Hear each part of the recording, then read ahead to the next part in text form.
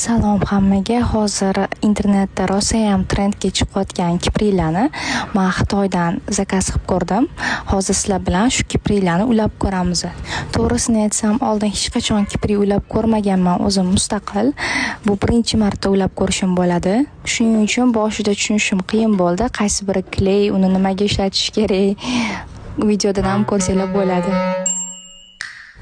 Aytgancha, agar siz sahifamda yangi bo'lsangiz, men ozgina ma'lumot berib ketmoqchiman blogim nima haqida. Hozir men vaqtinchalik dekretda bo'lganim uchun uyda o'tirgan holda odamlarga Xitoydan mustaqil buyurtma qilishni o'rgatyapman va hobbi tariqasida mana shu blogni yurityapman.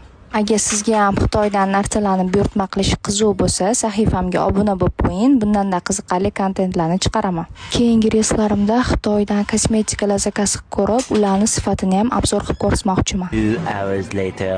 Наконец-то bitta ko'zimga kiprikni ulab ko'rdim. To'g'ri uladimmi, yo'qmi bilmayman. Unisini menga unchalik yoqmadi. Kiprikning sifatiga gap bo'lishi mumkin emas.